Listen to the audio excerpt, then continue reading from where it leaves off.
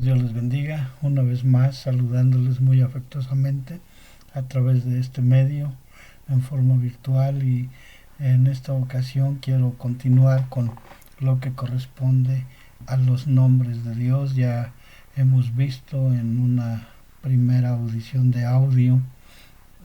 acerca de los tres nombres primarios en el Antiguo Testamento, en el hebreo, que son realmente el Elohim, Adonai y Jehová, que significan respectivamente el poderoso, el Señor soberano y aquel que existe por sí mismo, el que no tuvo principio ni fin. Ahora también recordemos que hemos visto nombres compuestos con la parte singular del término Elohim, que corresponde a las dos primeras letras El. Hemos visto el nombre de El Elyon, que significa el Dios Altísimo, el Shaddai, que significa el Dios Todopoderoso. Ahora vamos a ver el tercer nombre con él, que significa,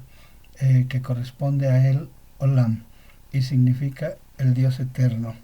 Este está usado en Génesis capítulo 21, versículo 33, donde se dice que Abraham plantó un árbol tamarisco e invocó allí el nombre de Jehová, el Dios eterno. Esta acción vino posterior a un pacto que Abraham había realizado con los filisteos a petición de Abimelech, el rey filisteo, y de Ficol, el principal de su guardia del ejército de los filisteos, y vemos que ahí lo hizo en un lugar que se llama Berseba, que Berseba significa el pozo del juramento, y es muy interesante que ahí Abraham, en ese lugar, ahí en Berseba, plantó ese árbol tamarisco y allí invocó el nombre de Jehová, el Dios eterno. Para poder entender realmente el significado a este respecto, nosotros debemos de reconocer que una persona que quiera obedecer a Dios necesita conocerle, reconocerle y entender el significado de lo que significa la eternidad de Dios, el Dios eterno. Y para esto nosotros vamos a recordar un poco en la historia de Abraham desde que salió de Ur de los Caldeos. Cuando Abraham sale de Ur de los Caldeos por petición de Dios, él le dijo: sal de tu tierra y de tu parentela. Le está pidiendo realmente a Abraham que haga un sacrificio, que es el sacrificio de separarse de su familia, de sus tradiciones, probablemente de sus idolatrías, sus religiones, todo lo que tenía ahí en Ur de los Caldeos, para ir a donde Dios le estaba diciendo que le llevaría. Abraham obedeció, se involucró con este Dios, el Dios eterno,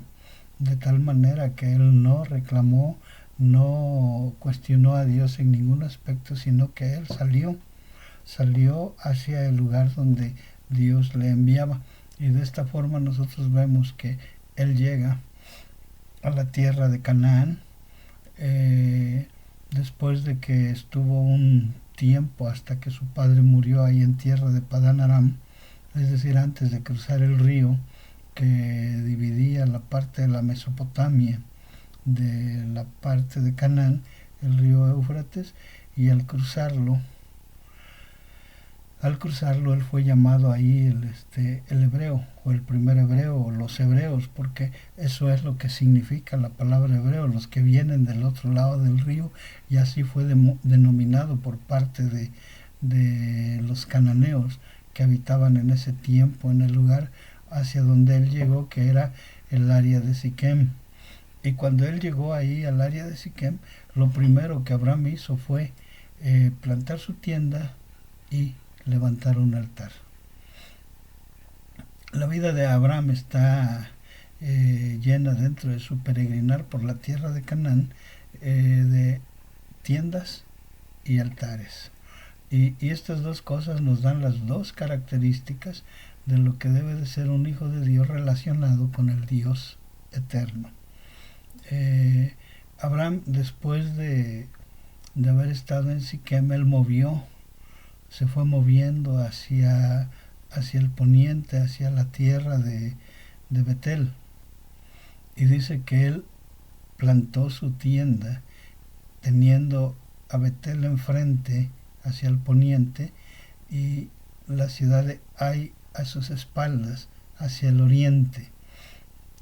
dándole la espalda a todo lo que dejaba atrás, a toda su vida anterior. Y nosotros podemos decir que es la acción misma de la persona que,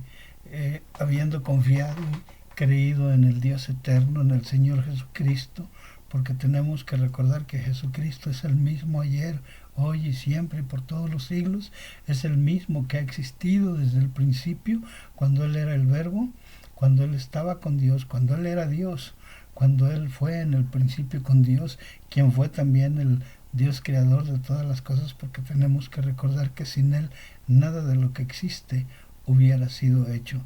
El Dios eterno, el Dios sabio, poderoso, que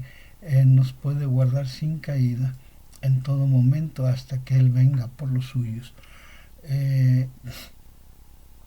Tenemos al Dios eterno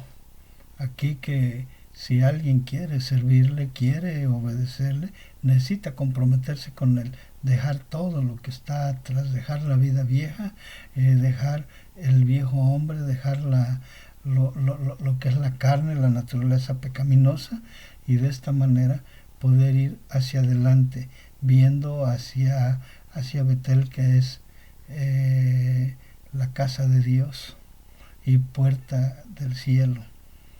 De esta manera es como nosotros podemos caminar comprometidos con el Dios eterno. Las dos características básicas de Abraham fue levantar su tienda y edificar altares. Lo primero es la tienda. La tienda tiene que ver mucho con la idea de Abraham que él tenía acerca de Dios como el Dios eterno, porque él ahí en el lugar donde él estaba en toda la tierra de Canaán, aun cuando desde el principio, ahí en el capítulo 12 del 6 al 9, Dios le había dicho claramente que a su descendencia y a su parentela le iba a dar en herencia perpetua toda esa tierra de Canaán. Dice: a ti te daré toda esta tierra y a tu descendencia. Y Abraham, aún con todo y esa promesa, reconociendo que venía de el Dios eterno, él caminó durante todo ese tiempo por toda la tierra de Canaán, como si él hubiera sido un peregrino, un extranjero, levantando tiendas. La tienda nos hace ver una persona que es continuamente un peregrino dentro de la tierra, donde él no pensaba en la herencia de la tierra, sino que él buscaba realmente hacia adelante lo que es la vida eterna, la ciudad celestial, la ciudad que él esperaba en algún momento poder llegar a donde está la morada del Dios eterno, porque él sabía que eran también una ciudad con viviendas eternas. Esto, hermanos, corresponde a la misma promesa del Señor Jesucristo cuando le dijo a los creyentes, a los discípulos, antes de partir, dice que iba a la casa de su Padre, donde muchas viviendas, muchos lugares para vivir, para reposo hay, muchas moradas hay. Dice: voy pues a preparar lugar para vosotros, porque donde yo estoy quiero que ustedes también estén. Pero esto, hermanos, entender esta gran promesa es reconocer que Dios es eterno y que esas moradas son eternas y que las promesas de Dios son eternas. Y de esta forma lo veía Abraham, de tal modo que él no tuvo ni una sola propiedad dentro de la tierra de Canaán, exceptuando lo que él compró, una cueva para sepultura, con toda su heredad alrededor de esta cueva, que la compró de los hijos de Ed, de los heteos. y esto lo hizo nada más con el propósito de poder sepultar ahí a Sara, su mujer que había fallecido, y de esta manera se puede decir que fue la única propiedad que Abraham tuvo dentro de la tierra de Canaán, y que él siempre vivió como un peregrino y un extranjero, caminando con la vista puesta en el cielo, en la patria celestial, en la ciudad donde, como se nos dice en hebreo, la ciudad donde no tiene fundamento ni está hecho por arquitecto alguno aquí en la tierra. Eh, Esto nos hace ver, hermanos, que nosotros debemos de pensar de la misma manera, reconociendo que el Dios eterno no ha pensado en dejarnos en esta tierra, en esta morada aquí, y a veces nosotros malentendemos el hecho de tener una propiedad, algo en donde vivir, algo material, una casa, una vivienda, un terreno, cualquier detalle, y a veces arraigamos tanto nuestro corazón en lo que tenemos aquí en la tierra, de tal manera que llega un momento donde esto llega a ser impedimento para hacer la voluntad de Dios. Las propiedades para Abraham no fueron impedimento para buscar al Dios eterno, para invocar su nombre, para llamarle. Y hermanos, Abraham lo que hacía es que no estaba en un solo lugar, él se movía de lugar en lugar, y a cada lugar donde él iba plantaba su tienda y edificaba un altar. Nosotros vemos que Abraham, al hacerlo de esta manera, él no se estaba quieto, y en este ir y venir, el llegar a un lugar, ir a otro, pues a veces se enfrentaba problemas, situaciones difíciles, a veces eran tentaciones de parte de Satanás, a veces eran situaciones que correspondía a las consecuencias de haber tomado malas decisiones en la presencia de Dios, y que lo había hecho saliendo de su voluntad, a veces quizá olvidándose un poco de su fe. Pero hermanos, otras veces eran pruebas de Dios mismo. Dios le había puesto pruebas a Abraham ahí en ese capítulo 21, donde termina con este versículo de que plantó un árbol tamarisco y ahí edificó un altar e invocó el nombre de Jehová, el Dios eterno. Ahí mismo había tenido una prueba en la familia cuando Sara le había pedido que echara fuera a Ismael, con todo lo que implicaba esta situación, y podemos ver que eran problemas en familia, pero también vemos que había tenido problemas con los vecinos, en este caso con los filisteos, porque cuando Abimelech llegó ahí para hacer pacto con Abraham, Abraham le recordó, le reconvino acerca de un pozo que los filisteos le habían quitado, y que estaba ahí en Berseba, que Berseba significa eso, el pozo de los juramentos, y fue allí donde Abraham y Abimelech hicieron pacto y juraron el poderse ayudar y apoyar, reconociendo a Abimelech que todo lo que hacía Abraham, todo lo que él desarrollaba, lo que plantaba, lo que sembraba, sus ganados y todo, Dios lo prosperaba, porque hermanos, Abraham estaba confiando en Jehová, el Dios eterno. Y de esta manera, ahí en Berseba, en ese lugar, fue donde Abraham levantó un altar e invocó allí el nombre de Jehová, el Dios eterno, reconociendo que él no era más que un peregrino y un extranjero, y que ante las pruebas que él enfrentaba, confiaba en el poder de este Dios eterno. Y hermanos, no es nada diferente para nosotros el día de hoy, cuando nosotros recordamos en Santiago 1:3 que se nos dice que cuando nosotros nos encontremos en diversas pruebas, las tenemos que enfrentar con sumo gozo. Pero hermanos, enfrentar las pruebas no quiere decir caer en dolor o en tristeza, porque realmente estas tienen el propósito de aumentar nuestra fe, de acrecentarla, y eso era lo que necesitaba Abraham,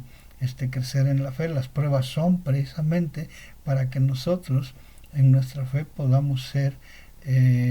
probados y que nuestra fe crezca.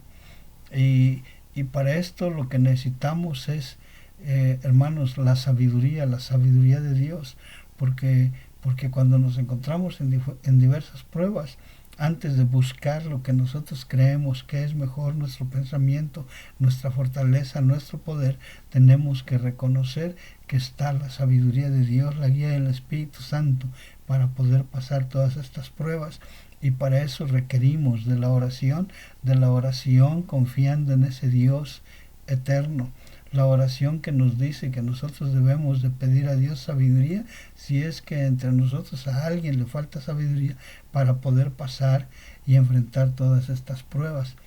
De esta forma podemos ver que lo que se nos pide es fe, creyéndole al Dios eterno, porque dice no dudando, sino reconociendo que la recibiréis, porque Dios da abundantemente y sin reproche a quien lo pide. Y hermanos, reconociendo que no somos más que peregrinos y extranjeros por esta tierra, no debemos de quedarnos estáticos, debemos de buscar la manera de crecer y pase lo que pase, las pruebas que haya, nosotros poder caminar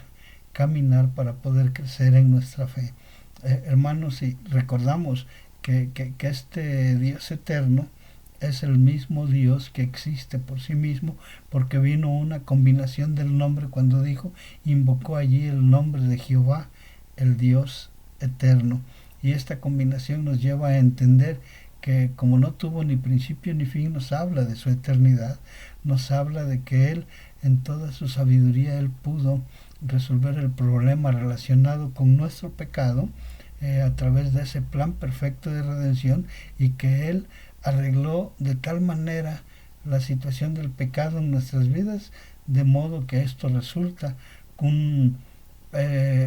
una promesa para toda la eternidad, cuando Él dice, y nunca más me acordaré de vuestros pecados y transgresiones. Cuando nosotros vemos que juntamente con ello nos está dando en la promesa de la vida eterna, la promesa de estar para siempre en los cielos con el Señor Jesucristo. Esto es para toda la eternidad. Es una vida abundante que comienza en esta tierra, comienza en el momento en que nosotros estamos creyendo en el Dios eterno, en el Señor Jesucristo,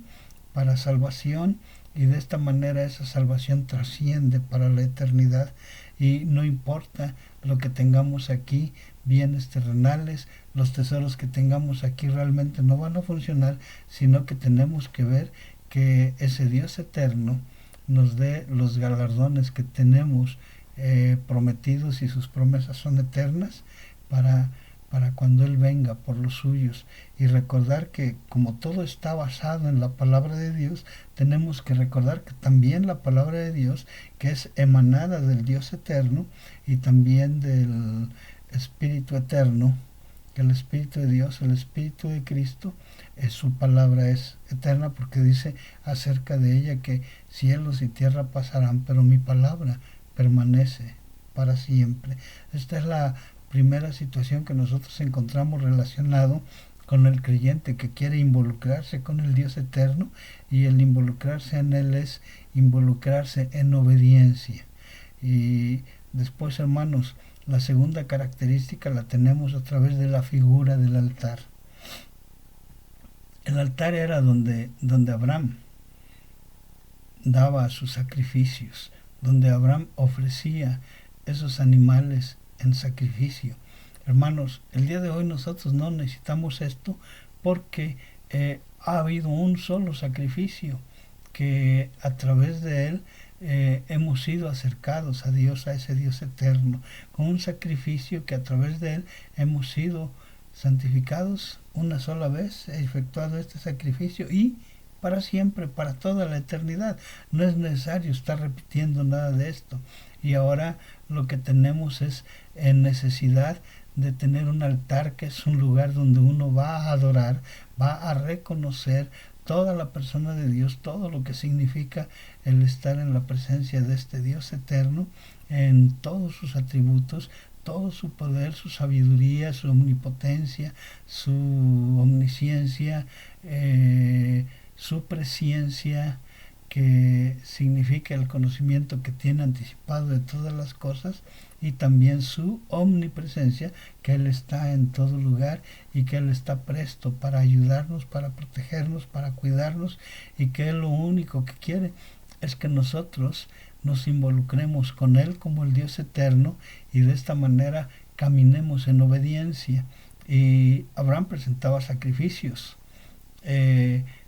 aun cuando adorar significa el reconocimiento de todo lo que es Dios en su persona, con todo lo que Él ha hecho, con todo lo que Él ha hecho por nosotros, relacionado con ese plan perfecto para la redención del hombre, para el rescate del hombre por causa del pecado, pagando ese gran precio que fue su sangre derramada. Hermanos, todo esto es para la eternidad y nuestra adoración a Dios va en ese sentido, reconociendo todo lo que Él es, todo lo que Él ha hecho desde la creación del mundo, desde que nos ha dado la vida física, nos ha dado la vida espiritual, la vida eterna y sobre todo la gran promesa de que esa vida eterna la pasaremos en la presencia de Dios para siempre, para toda la eternidad, juntamente con el Señor Jesucristo. Pero, hermanos, adorar también tiene una segunda connotación que significa ad junto a orar. Orar junto a, es decir, reconocer que el Dios eterno es aquel que nos escucha, que nos cuida, que nos guía, que nos oye, es llegar a Él en oración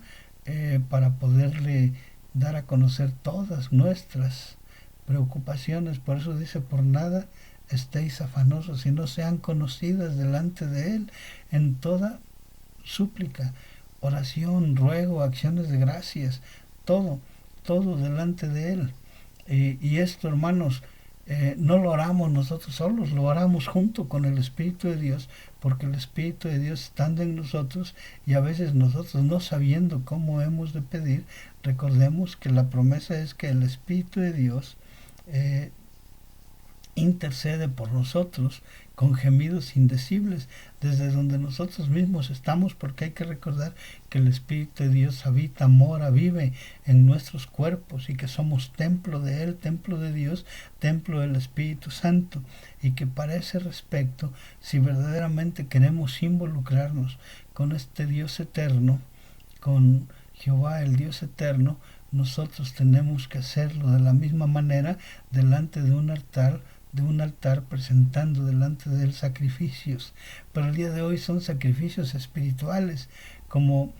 dice el apóstol Pedro en una de sus epístolas, que nosotros podemos estar presentando sacrificios espirituales delante de Dios, y quizá uno de los más conocidos es lo que dice Romanos 12:1, donde dice así que, hermanos, os ruego por las misericordias de Dios que presentéis vuestros cuerpos en sacrificio vivo,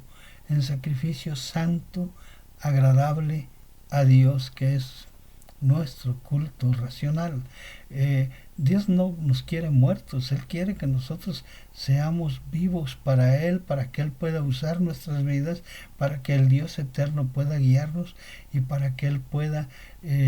usarnos verdaderamente como testigos suyos, como embajadores de Él en ese gran ministerio de la reconciliación, y porque quiere usarnos en esa gran comisión de llevar el Evangelio a toda criatura, hermanos. Y no solo eso, porque también quiere que nosotros seamos santos, es decir, apartados. Tenemos que recordar que los que estamos en Cristo, las cosas viejas pasaron, todo lo que se refiere a nuestra vida pecaminosa, a lo que fue anteriormente, a lo que fue nuestra carne, y tenemos que reconocer que nuestra carne no es el cuerpo, nuestra carne es esa naturaleza que tenemos en nuestro ser, que nos inclina y nos lleva hacia las cosas pecaminosas, hacia hacer lo malo delante de Dios, a estar en rebeldía con Él, y que nosotros lo único que hacemos es ponernos en las manos de Jesucristo mediante esa nueva creación que Él ha hecho por medio de su sacrificio y por medio de ese gran milagro que sigue siendo el día de hoy, que es el nuevo nacimiento, y donde todo es hecho nuevo. Las cosas viejas pasaron y aquí todas son hechas nuevas. y estando en Cristo tenemos que recordar que nosotros somos hechura suya, creados en Cristo Jesús, y en esta nueva creación lo que el Dios eterno quiere es que nosotros vivamos en forma santa, es decir, apartada de todo lo que es cualquier tipo de situación pecaminosa, apartados del mundo, apartados de todo lo que Satanás nos incita y nos pone como tentación, y, y Él quiere que verdaderamente nosotros seamos ese sacrificio vivo. Y decía un doctor en teología, dice, el único problema del sacrificio vivo es que el sacrificio vivo, como está vivo, puede decidir, y muchas veces decide bajarse del altar. Hermanos, que nuestras vidas realmente estén en el altar, cambiándonos a través de los principios bíblicos, a través de ir despojándonos del viejo hombre y vistiéndonos del nuevo, para poder estar agradando y obedeciendo y caminando en la voluntad del Dios eterno. Hermanos, sabiendo y reconociendo que si caminamos en esa voluntad, los galardones que Él ofrece son grandes, las recompensas que Él trae. Recordemos que el Señor Jesucristo dijo: he aquí, yo vengo y mi galardón viene conmigo. Así que, hermanos, recordemos esto. No solamente podemos presentar nuestro cuerpo en sacrificio vivo y santo, reconociendo que podemos presentar todos nuestros miembros como instrumentos de justicia y no como instrumentos de iniquidad. Nuestras oraciones en sí mismo son un sacrificio espiritual, porque tenemos que recordar que el salmista decía: así como sube el incienso de la tarde a tu presencia, así suban mis oraciones delante de ti. Tenemos que reconocer también que la alabanza, siendo ese sacrificio de labios que honran el nombre de nuestro Dios, que lo glorifican y todo eso, es un sacrificio de alabanza. Así lo dice Hebreos 13:15, dice, así que ofrezcamos siempre sacrificio de labios, sacrificio de alabanza, que es fruto de labios que honren su nombre. Hermanos, en nuestro altar, en nuestro caminar como peregrinos y extranjeros en este mundo, estamos ofreciendo realmente lo que Dios quiere de nosotros. Él quiere nuestras vidas en todo sentido, todo nuestro ser, espíritu, alma y cuerpo, y Él lo quiere guardar irreprensible, y lo va a guardar irreprensible para el día de Cristo. Y aquí tenemos que reconocer que todo lo que tenemos, lo que somos, lo que Dios nos ha provisto en su gracia, las cosas materiales, el dinero, los bienes, las propiedades, todo eso no es nuestro, es de Dios, y que el principio de la verdadera mayordomía cristiana comienza con el sacrificio de darnos nosotros al Señor Jesucristo, darnos al Señor. Esta fue la experiencia de los creyentes de Macedonia, los creyentes de Filipos, que aun siendo pobres, de su pobreza sacaron para poder ayudar y apoyar a los hermanos necesitados de la iglesia en Jerusalén, y que Pablo llevaba y caminaba para allá llevando una ofrenda, y de esta manera él dijo claramente, reconociendo que desde su pobreza habían sacado para poder dar, dijo: pero esto no lo hubieran hecho si primeramente ustedes no se hubieran dado al Señor. Así que, hermanos, pensemos realmente qué estamos haciendo con nuestro altar. Nos estamos bajando de Él, estamos en Él, estamos caminando en la voluntad de Dios. Hacer esto es reconocer que estamos caminando en la voluntad de ese Dios que existe por sí mismo, que no tuvo principio y fin, es decir, el Dios eterno. Literalmente del hebreo, el Olam, que significa el Dios eterno. Hermanos, Dios les bendiga.